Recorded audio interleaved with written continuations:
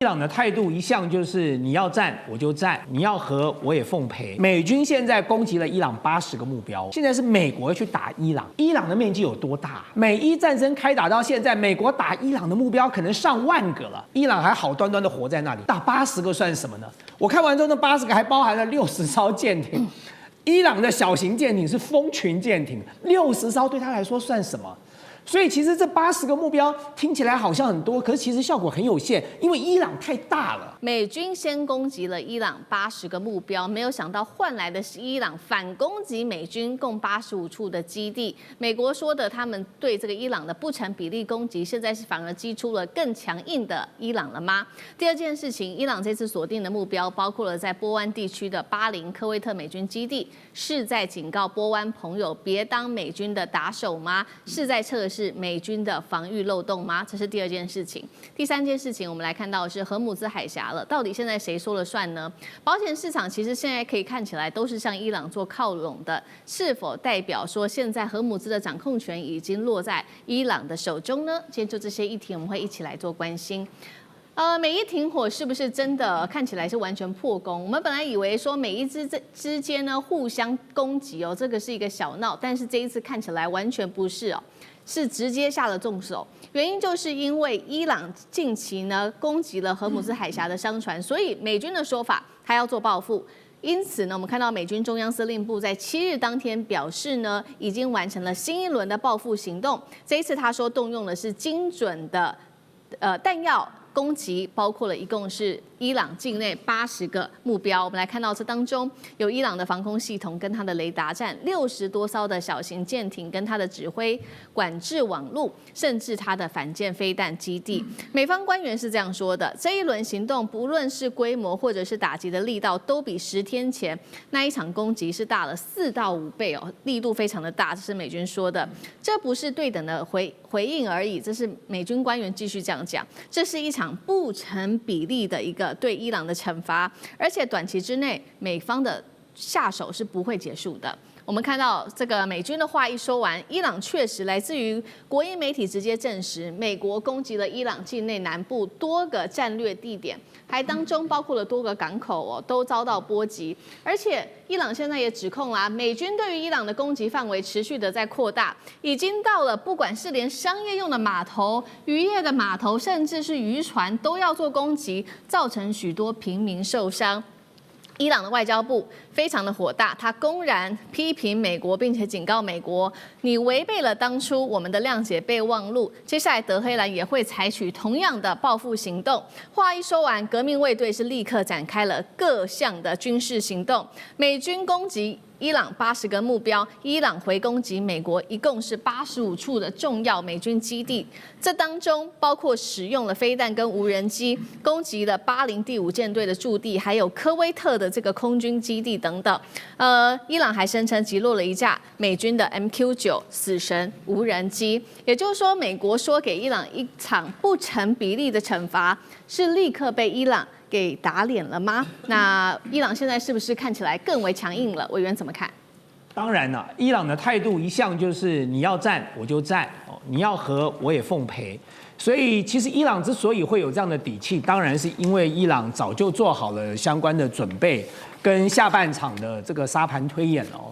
所以我們在這個節目曾經跟大家分享過，這就是地緣政治的重要性哦。大家看到美軍現在攻擊了伊朗80個目標哦。可是大家不要忘了，現在是美國去打伊朗，伊朗的面積有多大？伊朗美伊戰爭開打到現在，美國打伊朗的目標可能上萬個了，伊朗還好端端的活在那裡，打80個算什麼呢？我看完之後，那80個還包含了60艘艦艇，伊朗的小型艦艇是蜂群艦艇，60艘對他來說算什麼？所以其實這80個目標聽起來好像很多，可是其實效果很有限，因為伊朗太大了。關鍵問題是美國要打伊朗，而不是伊朗要打美國。我不斷的在強調這個重要的關係。你美國要打伊朗，又要跑到伊朗家門口去打，所以在這個時刻，其實美軍不要說80個了，打800個目標啊，對伊朗大概都不會有一點的痛的感覺。可是伊朗打美國不一樣哦，就美國在中東的基地就那麼幾座，我剛才看到了巴林的、科威特的都被打了。我覺得如果今天我要是美國這個中央司令部的話，我乾脆就不要修了。我今天把它修好了，明天可能又被打了，誰知道哪天大家看了彼此不爽又再來炸一次？那我現在幹嘛修呢？現在对美國最大的問題是這樣哦，你在中東的基地就這麼多，你的相關的設施也就擺在那裡，如果不斷的在被攻擊，那麼回到下一個問題來，那你接下來的兵力調度就會有問題。你要怎麼調度？航空母艦戰鬥群2棲登陸這個攻擊艦。該調回美國本土的都調回去了，就算在這個中東地區的，你也離這個戰區很遠啊，因為你怕被伊朗不對稱的攻擊而消耗掉了你海軍珍貴的戰力，這些東西都是馬上美國就要面對的問題。那對伊朗來講啊，關鍵問題來了，伊朗借由一次一次的切香腸行動，它幾乎已經讓國際社會承認它有荷姆茲海峽的控制權了，就不需要你美國承諾。你就看着我一次一次的用切香腸，然後你看看國際社會到底是相信你美國還是相信我伊朗？現在顯然看起來大家覺得相信伊朗比較有保障啊，我寧願交了個錢，然後我就可以順利的通過了。那我何苦去尬到美國跟伊朗之間彼此的紛爭當中呢？所以在這個過程當中，對伊朗來講，他長遠要的東西，他其實還沒要到哦。所以我說，為什麼伊朗他說要戰我奉陪，要和也可以？其實最主要的原因就是對伊朗來講，他要的東西大家都知道，荷姆茲海峽的控制權，要能夠自由发展這個濃縮鈾的這個相關的權利，要美國解除經濟制裁，要伊朗成為中東的一個正常國家，不要再被美國欺壓跟這個打擊。這些東西其實伊朗目前為止都沒有拿到實質的成果。所以對伊朗來講，他何嘗不是在做極限施壓呢？大家說川普喜歡玩極限施壓，伊朗何嘗不是呢？如果這場戰爭接着這樣持續的不斷的紛擾下去的話，國際能源的價格會持續居高不下的。那麼美國馬上就要面臨9月要不要升息了，這就是通貨膨脹的壓力的問題了。美國的這個期中選舉馬上就要展開了，這些東西都是川普馬上要面臨的問題。所以今天不止川普對伊朗做極限施壓，伊朗對川普也在做極限施壓。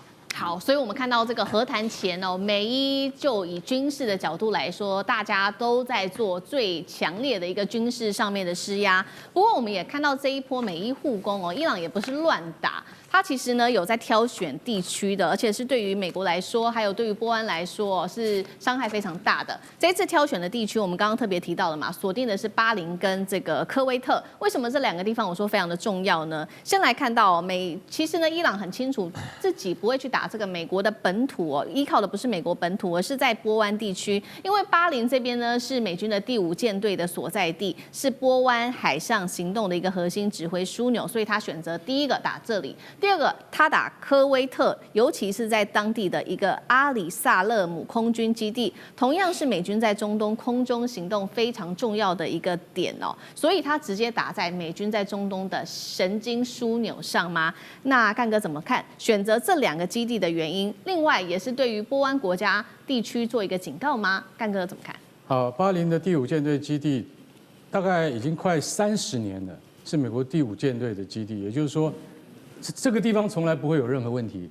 也就是說，長久以來，你說同樣都是穆斯林國家，但是巴林跟美國之間的關係，它其實很穩的。所以我這個基地設在這邊，我這個基地坦白講一句，是一個很重要的點。它雖然不是所有重要艦艇的所在地，但是它是一個轉運港，以及就是說下達命令的指揮所。好，那它這個可以停泊大型的軍艦，最主要就是神盾驅逐艦的泊地啊。那所以這個港對於美國來講非常重要，因為如果說你不用這個港，你就沒有地方可以用了。坦白講啊，那你要用誰的港？用沙烏地阿拉伯的港嗎？那很遠啊。那所以巴林這個基地非常重要。那另外一個在那個科威特的那個基地叫阿里薩勒姆啊，阿里薩勒姆這個基地那就重要的多。為什麼？因為它有E3，有E3空中預警機，還有 KC-135，空中加油機，它還有很多你想象不到的那種無人機，或者是那個後勤支援裝備，以及愛國者飛彈的轉運站等等。所以阿里薩勒姆這個基地不一樣，而且美國把這個科威特從海珊，也就是以前伊拉克佔領它的時候，就伊拉克總統海珊佔領科威特的時候，他把薩達姆打打退了之後，然後就馬上把美國主要的軍機就交給了科威特，所以這個基地非常重要。可是你到現在為止，你知道它受損的程度嗎？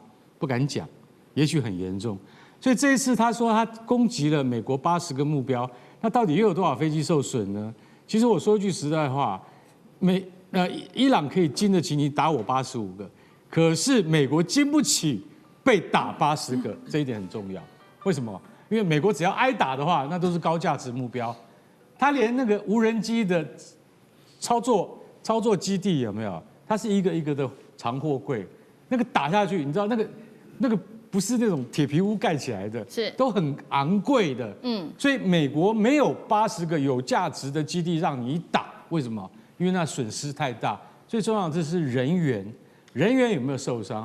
那這一次我是真的覺得說，停火真的沒有多久啊，這不到2個禮拜，然後伊朗又突襲了在荷姆茲海峽裡面的3艘船，其中被打中的一艘就是卡達的船，那就是警告。对，那是有選擇性的。卡達的油輪被打中了，就是說你再這樣子哈，我打卡達，我打科威特，我打巴林，都有象徵意涵在裡面的，就是說我不是這樣子就達成了諒解備忘錄，就被摸頭了，就永遠沒事了。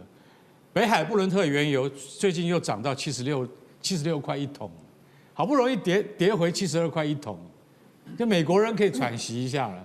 就像一打，兩邊一開打又上去了。西德州中級原油也從69塊變成了73塊了。那個都好不容易降下來，你现在又上去了，就為了這一點點小型的衝突，就現在升高為各打對方80幾個甚至100個。那這場戰事好像又要重啟戰端了嗎？所以我們是真的覺得哈，美國他現在就說，你為了3艘船遇襲而又重新施展你的這個全面打擊，我老實跟你講一句，那個花很多錢，而且我看完全打亂航空母艦戰鬥群的部署。卡爾文森號又掉頭回來，又要放飛機出去，然後你現在觀望不能動，為什麼？不能進行正常的部署，為什麼？因為不曉得你接下来你要幹嘛？你要幹嘛的話，川普又叫我們不要走了，所以整個美軍的部署，中央司令部又被卡住了。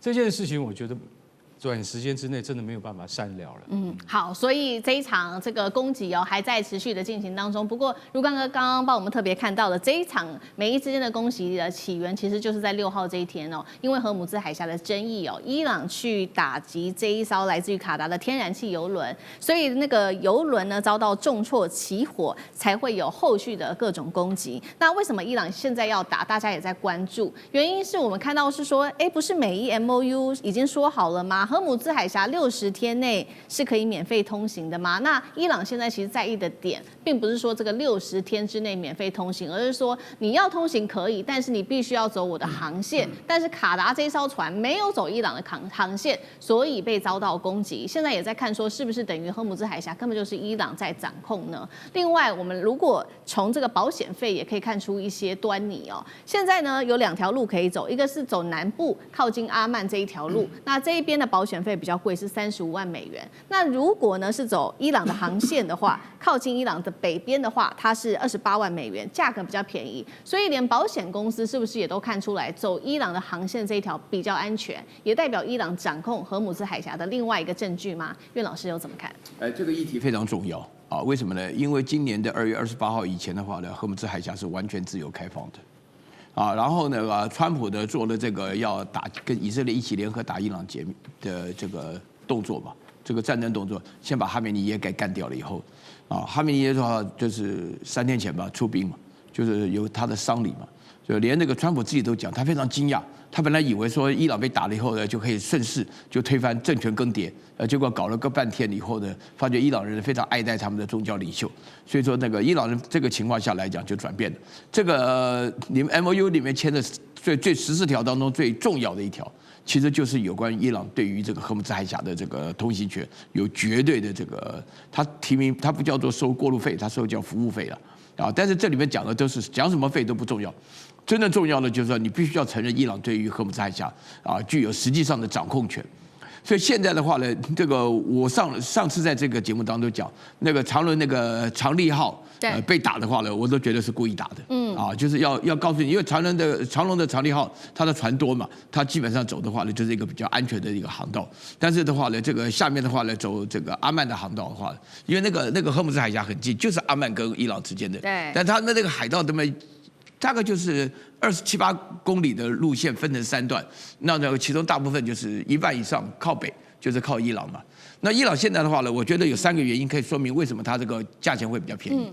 第一個的話呢，這個大家都會發覺，伊朗要求的才是真的，但阿曼沒有這個能力。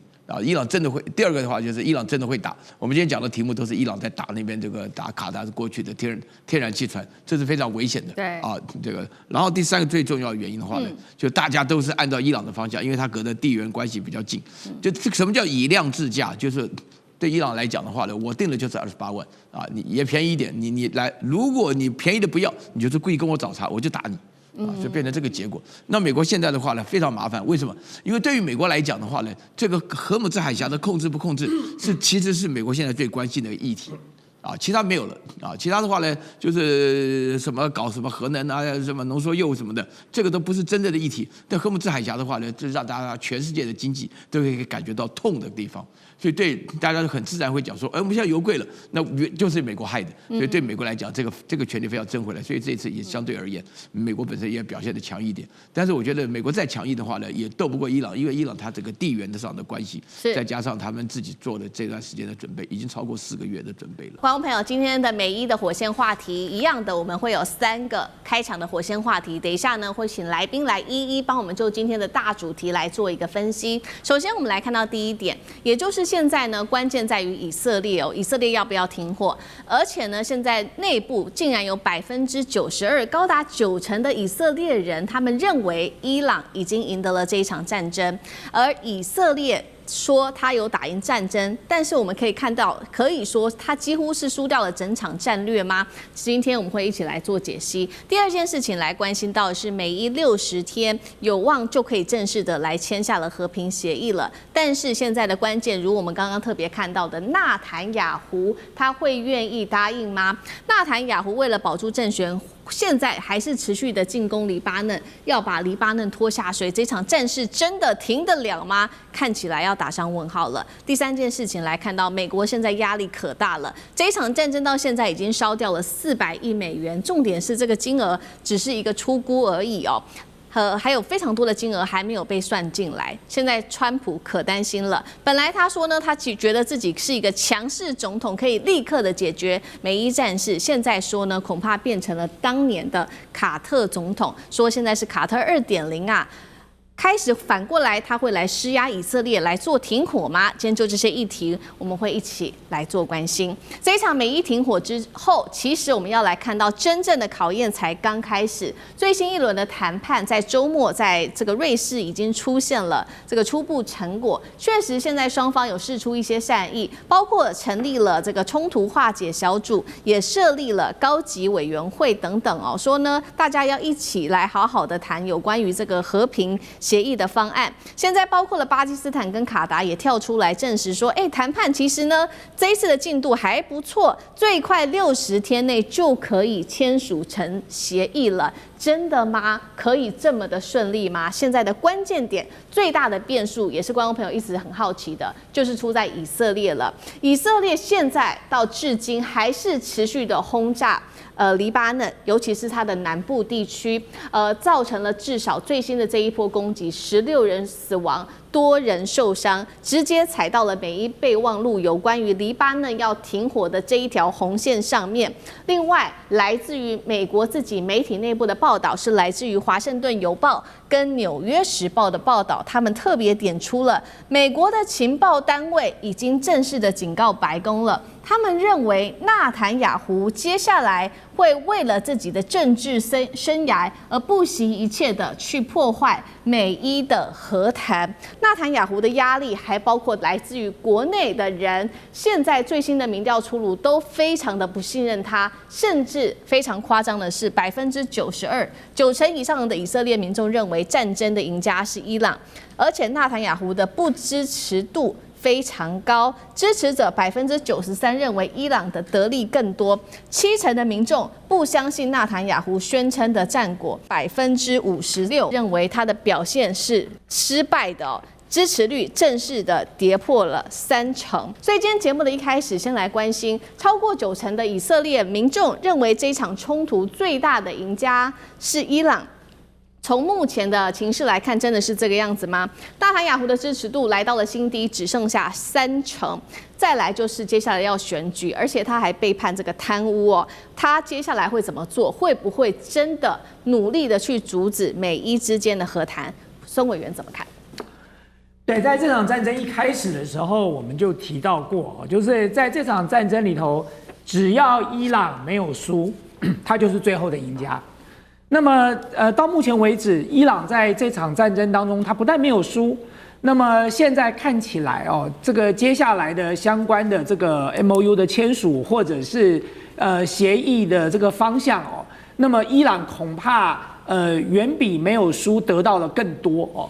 那麼，所以當然，伊朗絕對是在這場戰爭當中參戰的三方哦，就是美國、以色列、伊朗算是最大的贏家了。因為大家想想看，當時伊朗所要面對的是全球軍事第一強權美國，跟中東軍事第一霸主以色列兩個國家聯手的攻擊哦。在這兩個國家聯手對伊朗進行滅國之戰的時候，伊朗居然挺住了哦。那麼，所以在這一點上，光是在國際社會上，伊朗在這一戰哦就一戰成名了，就是美國跟以色列聯手打都沒有把伊朗打趴，那麼就代表說，伊朗以後在全球的地緣政治裡頭來說，它就是一號人物了。那麼更不用講說，伊朗在這場戰爭當中，它所發展出來的這種不對稱作戰哦，將來一定會成為未來戰爭的一個很重要的範本了。那麼第二個部分就是，原本伊朗長期以來就面對美國的經濟制裁的哦，那麼國際社會對伊朗其實坦白講，一向觀感也不怎麼樣。但是在這一次的這個戰爭之後，美國為了這個盡快的從伊朗這個戰爭的泥淖當中抽身哦，他不惜做出了如此重大的這個各式各樣的讓步哦，所以接下來我們就看到伊朗的石油可以堂而皇之，不需要偷偷摸摸的賣到全世界去了，然後甚至美國對伊朗長期的經濟制裁，未來都極有可能鬆綁，還不要講說美國這個叫中東的國家跟他亞洲盟友去出那3000億幫伊朗重建哦，那麼這些東西都是在戰前哦，這個伊朗想得卻不可得的哦。那麼在這場戰爭之後，美國雙手奉上了。那麼第三個關鍵的重點是在這場戰爭當中，伊朗這個實兵演練了一件事情，他知道他可以不要有核彈，因為呢，荷姆茲海峽就是最好的核彈。如果荷姆茲海峽再加上阿曼海峽，就是2顆核彈哦。就他這次非常有效的用荷姆茲海峽的這個掌控權這樣的一個這個地緣的關係位置哦，就掐住了全球能源跟這個糧食的咽喉了。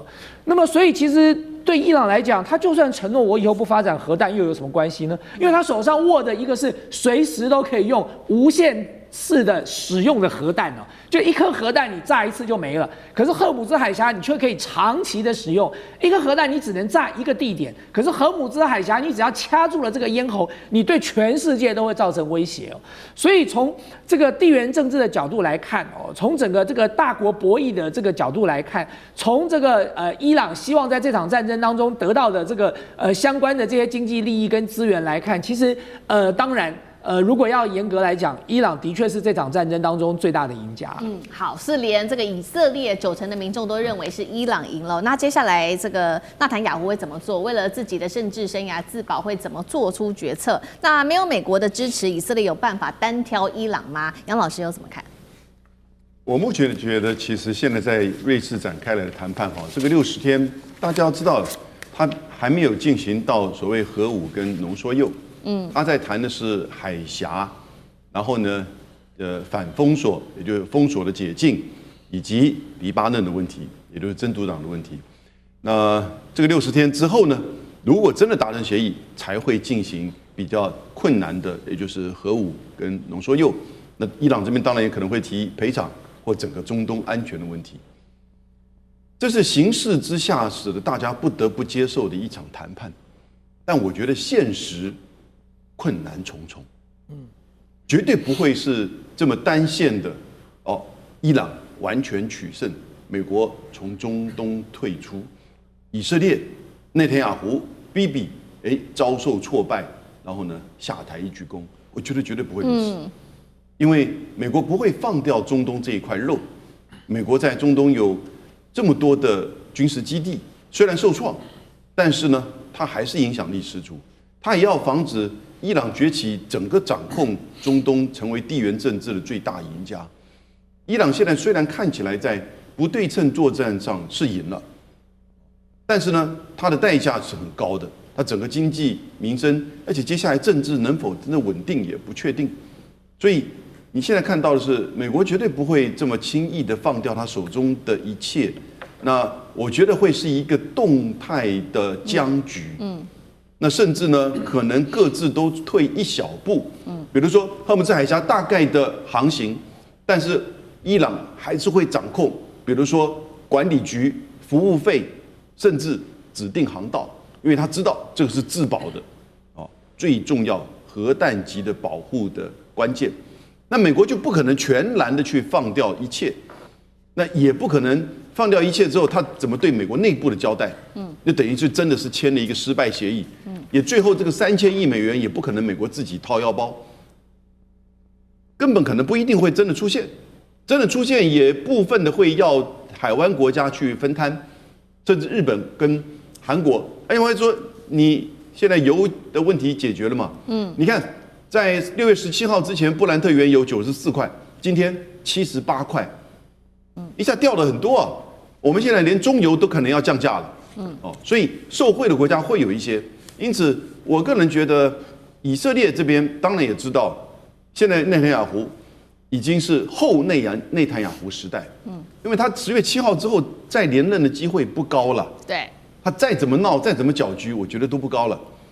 但是呢，有一個東西不會變，那就是美國對以色列的支持。所以，當施米留問我說，如果沒有美國的支持，以色列能不能夠單挑伊朗？如果以色列主動要去攪局、挑戰伊朗、攻打伊朗，美國不會支持。但如果伊朗跟這個攻打以色列的話，我覺得美國一定會全力的去支持他，而且美國會支持以色列持續的在未來在黎巴嫩或者是巴勒斯坦的這些征戰，就算新的政府上來，這個基本的態度也不會改變，也許稍微會緩和一些，不會像內塔尼亞胡這麼的強硬派，而且這麼強硬，到後來證明他的戰略是錯誤的。所以我覺得接下來會是一個動態的僵局，而且大概就維持這邊這種長期的不穩定中的穩定，然後呢，讓這個伊朗忙於這整個區域，忙於美國的壓力，而美國依然能夠在這邊維持它的軍力跟影響力。好，那我們等一下同樣的問題也特別請教艦長怎麼看。所以就是接下來川普對於這個內塔尼亞胡的態度，您又怎麼看呢？因為現在其實美國的內部真的是壓力非常的大。剛剛也特別提到有關於戰損的部分哦。CSIS 這邊做出了一個最新的估算，就是在這場衝突當中，美國現在花費已經高達了400億美元。那這個是初步的一個數字，因為呢，當然還有很多是有關於這個原本就編列的軍費，其實都還沒有加進來。再來就是川普的另外一個壓力來自於美國國內民生嘛，我們都知道它的通膨壓力非常的大。現在呢，油價最高一度是來到了每加侖4美元，一個家庭就要多支出了250美元哦。那麼再來就是川普的政治壓力了。他本來覺得說，我是一個非常強勢的總統，很快就可以結束掉伊朗，結束掉這一場戰爭，幾周之內甚至幾天之內就可以。結果沒有想到打到現在已經超過了100多天，還沒有辦法停止。有人說川普越來越像當時在1980年的這個卡特總統，大家還記得嗎？當時卡特是因為伊朗的人質危機，所以拖垮了他的整個任期。現在川普是不是有點像他的翻版呢？因為我們看到他在各方面不斷的讓步，不管是說被迫簽下這個 MOU 啊，或者是解除部分對於伊朗的這個限制，甚至要承認伊朗的主權，還要幫以色列收拾殘局。有人說這個叫做川普最不願意承認的卡特2.0正在成型。艦長怎麼看？究竟有多麼像卡特2.0？那我們看當初在凡爾賽宮裡面簽的那一個 MOU，誰先簽名的？是川普先簽名的。那接下來我們才看到的是伊朗的總統簽名的。我們回想2次世界大戰的時候，無論是在歐洲戰場、中國戰場或者太平洋戰場，誰先簽名的都是德國跟日本。那後續的才是盟軍的當地的元帥。那例如說在中國戰場，就是何應钦將軍來簽名的。所以這就注定是輸了，還沒有看條約的內容。那例如各國都有。那外交部都有條法司，都有禮賓處啊，難道沒有注意到這個細節嗎？怎麼可以讓川普總統先簽呢？先簽就是輸了。那這第一個，第二個有關於我們講到說，會不會未來有關於這個逼納坦雅胡停火？其實你可以不要開火。那這個問題其實布林肯之前就講過了，布林肯說。當初你們現在所聽到的種種情資，他說拜登總統人類都聽過了，那只是拜登總統沒有做開火的這個決定啊。那至於說我們講到說現在這一個到底重建基金是多少？400億，那所講的也就是無論是被擊落的 F-15啊，或者是這個 F-35啊，還有那個 RQ-4、MQ-9。那個這一些無人機大概就是這個數量。可是難道美軍不再回這一個波斯灣嗎？他要回去，他怎麼樣收拾這個？無論是第5艦隊，或者是卡達的長程預警雷達，還有烏代德空軍基地，那這一些通通都要重建起來。之前就算過了，它需要4000億。那這個根本就跟天文數字一樣。可是川普現在到底追求的是什麼？他其實追求的是只有歷史定位嗎？可能不止如此啊。為什麼這麼說呢？因為他可能要追求的是他的第3任期啊。現在田納西州的這個眾議員奧格斯，他已經準備要修改這個憲法憲法修正案第22條，也就是總統不限兩次的任期。那而且這只是一個開始而已。我們再回想川普总統的很多動作，什麼動作？第一個，他做了有關於白宮宴會廳的這個改建，什麼時候完工？2029年1月。難道他改建是為了他卸任嗎？當然不是嘛，對不對？他或許更想要在那邊開啟第3任期的一個宴會嘛。那另外，他還要建構這個川普級的這個戰艦。我請問一下，什麼時候開始打造？2030年呢？他現在做的這一個專案這麼偉大，可是呢，2030年他已經下台一鞠躬了。誰下一任總統共和黨的都未必幫他做，范斯都未必幫他做，你可能要求這一個民主黨幫你做嗎？那當然不可能。所以他要追求的是第3任期。首先，我們看到第一句話，川普呢，其實這一次是在公開的場合，也就是在 G7 的時候，講到美伊戰事，竟然講了一句話，震驚全場。他說，伊朗可以擁有飛彈。他說，從長期為什麼這個川普的態度從長期的封鎖到現在立場大轉變呢？這當中是不是被現實給逼到讓步了？導致他只好戰略重置呢？這是第一個問題。第二件事情，其實呢，我們看到美伊戰事到現在沒有辦法真的平靜下來的重點原因，就是在納坦雅胡了。范斯這時候受不了了，他跳出來痛批納坦雅胡仍然持續的強硬的推進黎巴嫩。接下來，華府對以色列的耐心還有嗎？甚至有沒有可能用一些方法來逼以色列收手？比如說切斷對於以色列長期的軍援，或者是卡以色列的武器來逼以色列收手呢？有沒有可能這麼做？最後會來關心到的是，我們剛剛提到了伊朗現在打出了各種的談判的籌碼，不管是荷姆茲海峽，不管是有關於石油問題啊，還有這種經費的重建，他也拿在手中。可以解讀伊朗真的贏麻了嗎？今天這些議題我們會一起來做關心。好，來看到的是這一次美伊的協議簽下去，真正炸鍋的、最緊張的，現在恐怕就是以色列了。因為我們剛剛特別提到了川普在 G7 當中說的，來看到細節，他說呢，伊朗必須擁有一些飛彈。因為呢，其他國家也有啊，包括沙烏地阿拉伯，它可以有飛彈，為什麼伊朗不能有呢？他還說飛彈不是問題啊，它是不會炸毀整個地球的。這一句話震驚了全場，因為我們知道過去數十年來，甚至在這一次的美伊戰事，為什麼要打的一個核心的關鍵之一，也是因為伊朗的飛彈長期被美國跟以色列視為中東的最大危機。如今川普的態度大轉變，大家就在看說，是不是因為打伊朗的代價實在太高了，高到川普無法忍受了。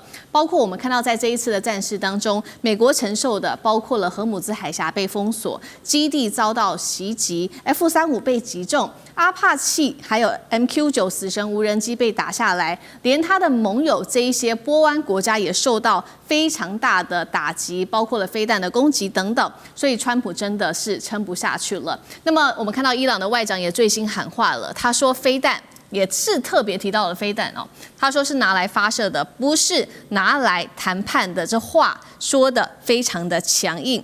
那麼現在呢，以色列他也非常的焦慮了，尤其是美伊雙方簽的這個協議，以色列是沒有角色在這當中有任何發言權的。我們來看到范斯最新也痛批了納坦雅胡，他說呢，川普啊現在是全世界唯一一位同情以色列的偉大領導人。還說呢，以色列大約你們有2/3的防禦武器都是我們美國製造，美國納稅人錢替你們買單的。言下之意就是說，是不是呢？美國有可能收手對於以色列的武器的提供呢？是可以這樣解讀嗎？等一下我們一起來看。好，我們先來看到川普從限制對於伊朗的飛彈，到現在說，這個伊朗也可以擁有飛彈，這話為什麼有這麼大的一個轉變？另外一方面，以色列的部分持續的推進在黎南地區的這個進攻哦，那麼已經惹怒了范斯跟川普，美國會不會乾脆放手呢？就讓以色列自己去對付真主黨，甚至讓真主黨去打這個以色列，有沒有這樣的可能？張將軍怎麼看？因為伊朗這一次他的整個跟美國還有以色列之間的戰爭，這38天來看，這伊朗它有發揮的它3個特色。第一個，伊朗的戰場經營是行之有年，經過40年的經濟制裁跟武器禁運，伊朗它就做戰場經營，它利用它的地形，將這些武器裝備重要的地下化、山洞化，讓以色列也好，或者是美國對伊朗的這方面的攻擊戰損相對的有限，這樣子呢，伊朗的戰力保存就達到了一定的程度，所以它會有後續的報復，就是這個伊朗所說的真實承諾，一批一批的打了100多次。發現那這不是被以色列跟美國炸得差不多了嗎？甚至川普還講說已經毀掉伊朗90%的戰力，那結果沒有90%啊，這一波一波的怎麼算？那90%只是川普說的，那真正的情況表示說伊朗的這個戰場經營是行之有年，而且有相當的成效。第二個，伊朗他敢打，他敢報復。今天大家對不管是以色列或美國對伊朗打的，伊朗就去炸，他總共毀了美國在這個中東地區駐軍的，不管是科威特、阿曼，還有這阿聯酋、沙烏地阿拉伯，還包括了巴林，整個地區總共擊毀了，擊中了228個軍事目標。所以他的報復能力是有的，那他敢打，他不怕，因為攻擊是最佳的防禦，不能一直防，你防那別人的基地都好啊，繼續起飛，繼續炸你，那你怎麼辦？一報復把它炸掉嘛，炸掉就是打仗就是要毀掉敵人的有生戰力，所以他一定要實施報復，一定要實施攻擊，以攻代守，這是伊朗做的，我們知道這個戰略決策非常的明確。第三個，伊朗他不怕打，他繼續打吧，你要不要繼續玩？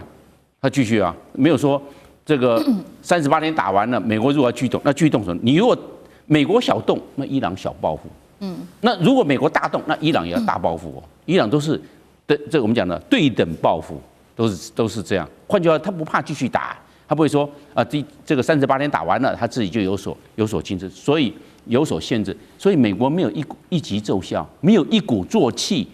美國過度樂觀，讓伊朗這方面有了底氣了，沒有讓伊朗在戰爭意義上屈服，所以伊朗在後續的談判就能跟美國分庭抗禮，而談出這個對伊朗比較有利的 MOU 諒解備忘錄。